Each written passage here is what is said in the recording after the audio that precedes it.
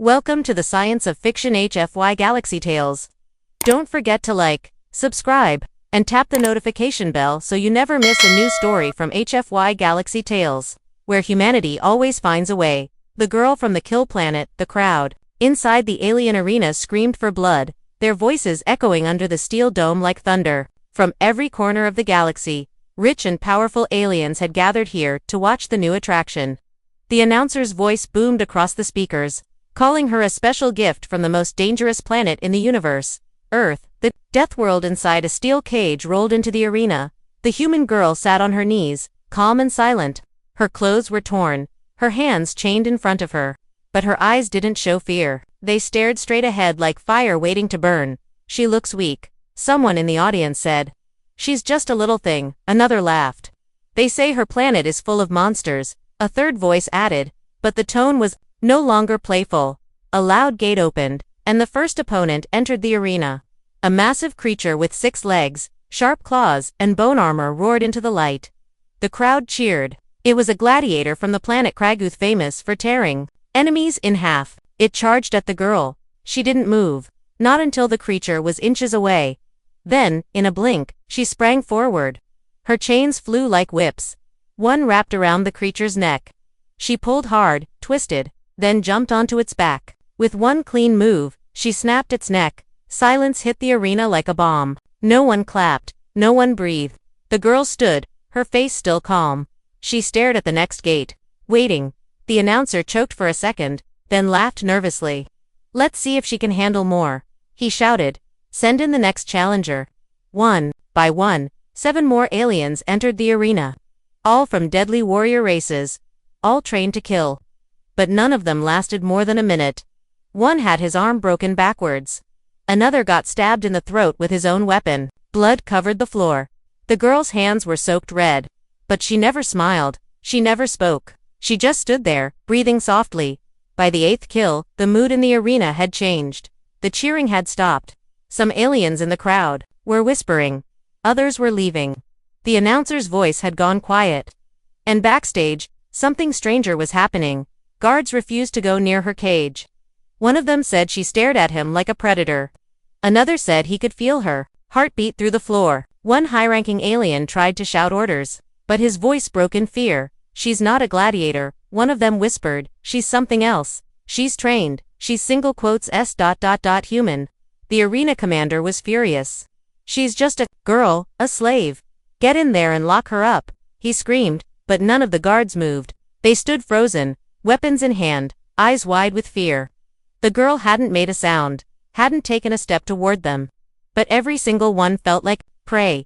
In the control room above the arena, a scientist watched the whole thing through a screen. He zoomed in on her face. There was no hate, no pride, no fear, just cold focus. Like a soldier on a mission, he looked back at the file. There were red flags, warnings from the trade ship that had sold her. No details, just a note, unidentified. Human female. Captured on Deathworld, extremely dangerous. Do not provoke. He swallowed hard. They didn't capture her, he said aloud. She let them take her. Back in the arena, the girl kneeled once more. Not tired, not wounded, just still. The crowd didn't cheer anymore. Some began to leave. Others watched silently, afraid to speak. And still, she waited. Then a guard, braver than the rest, stepped forward to retrieve her. His boots echoed on the blood-covered floor. She didn't move. He came closer. Then she looked up, just once. Their eyes met. He stopped walking. His hand shook. She didn't say a word. But something in her eyes told him, "Come closer and you." He turned around and walked away without saying anything. The arena lights dimmed. The show was over. But no one clapped. No one celebrated. The Deathworlder girl had done something no one expected. She didn't win the fight. She ended it, and everyone watching knew one thing. Now this human wasn't here to survive. She was here to send a message. The galaxy had just seen the first hour, and they were already afraid of what the second hour would bring. Asterisk. No one wants to enter asterisk. The next hour began with silence, not cheers. The arena that once shook with laughter, now felt like a tomb. Lights flickered above. The blood from the last fight was still drying on the floor, and in the middle stood the human girl from Earth, unarmed, unchained, untouched. She had not moved in 30 minutes. Her eyes stared at the big gate ahead. Her hands hung by her sides, relaxed. But the guards behind the wall were terrified. No one wanted to open the gate again. She's just one girl.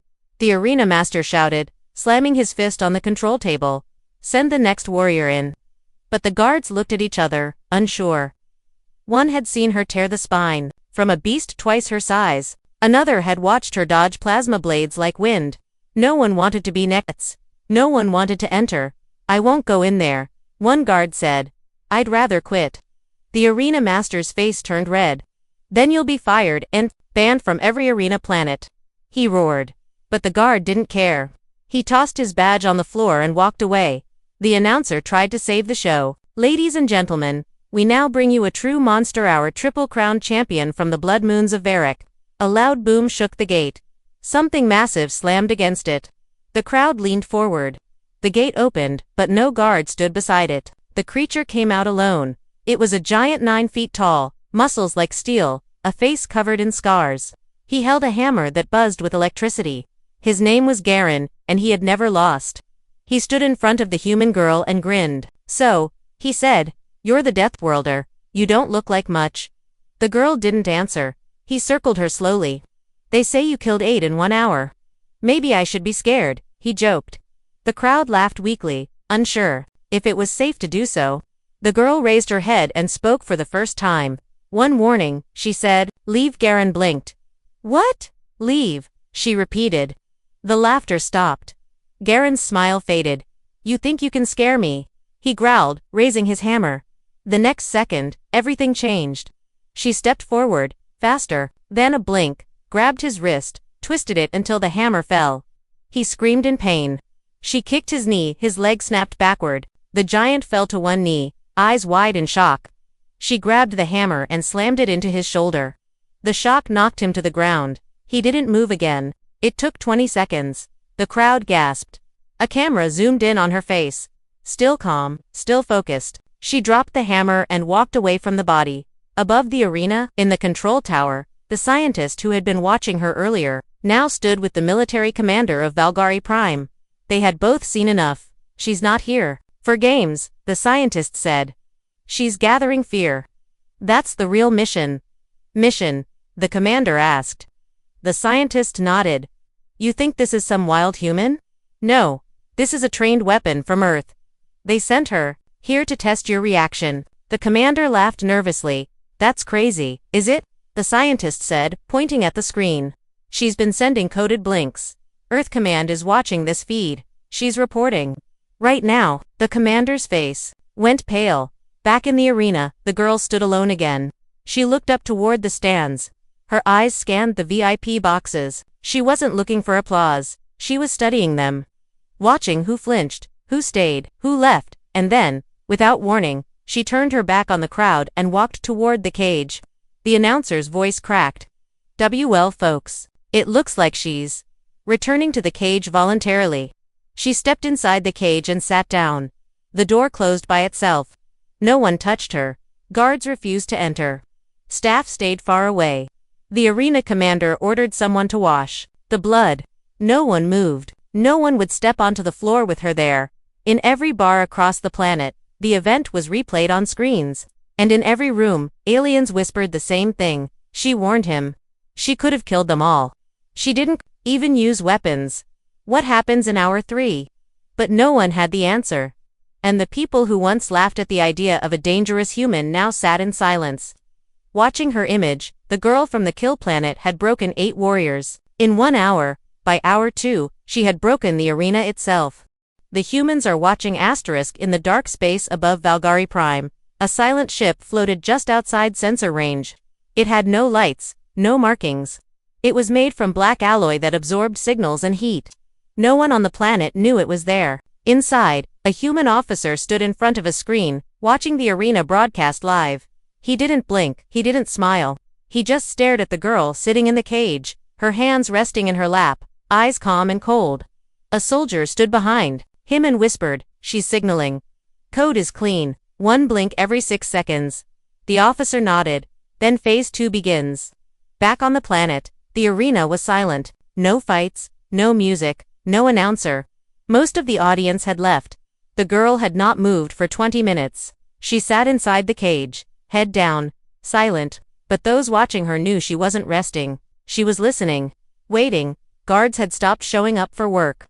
Reporters whispered of a curse. Some even said the girl was a machine, not human. Rumors spread that Earth had declared war and sent her as the first warning. No one wanted to test if it was true. Suddenly, the arena lights went dark. A loud buzzing filled the sky. The power grid dropped across the stadium. Screens blinked off. Lights flickered red. An alarm began to ring. The crowd panicked. Some ran, some froze. A loud voice echoed across the arena. It didn't come from the announcer. It came from above, clear and sharp, speaking perfect Galactic common. "This is Earth Command." The entire arena froze. Even the girl looked up. Her eyes narrowed slightly, recognizing the voice. "We have received your entertainment broadcast," the voice continued. "Your arena has displayed the strength of one of our soldiers. Her name is classified. Her mission is complete." The arena command center went into chaos. Officials shouted. Some tried to cut the transmission. Nothing worked. The voice continued. "She gave you warnings. You ignored them. She gave you mercy. You disrespected her. Now we give you truth." From the sky, a black drop pod crashed through the arena ceiling, landing with a thunderous blast in the middle of the pit. Smoke and dust filled the air. Everyone watched in fear. The cage door opened by itself. The girl stood. She didn't look surprised. She didn't flinch. She stepped out slowly, walking toward the pod as if it were planned from the start. As the dust cleared, armored human soldiers stepped out of the pod. Their rifles ready but not raised. They formed a line around her. One of them saluted. She nodded, then turned to face the crowd. "No more games," she said, her voice cold and strong. "You think humans are weak. You think we are animals. But today, I fought without armor. Without weapons. You watched me. You feared me." She stepped forward, and her voice echoed. "You saw one human." Then she pointed at the soldiers behind her. "Now imagine 10,000. The crowd began to shake. Some dropped their drinks. Others tried to leave, but the exits were sealed. A screen lit up across the arena walls, showing Earth's logo, a blue globe wrapped in white wings, glowing with fire. Words appeared below. "Earth is watching." The girl looked at the high-ranking officials in the VIP section. Her eyes met theirs without blinking. "We are not your pets. We are not your slaves. We came in peace. You made it war." A silence fell over the entire arena, not just in the building, but across the planet. Every screen, every broadcast station was hacked. Every city saw her face. She stepped back into the pod. The soldiers followed. The pod shot upward, breaking through the sky, disappearing into the stars. On the planet, no one spoke. The arena was shut down that same day. The staff resigned. The crowd never returned. The girl was never seen again on Vulgari Prime, but her name became legend. Not just as a fighter, but as a warning. The galaxy finally understood something important. Earth was a death world, and humans weren't prey. They were the predators.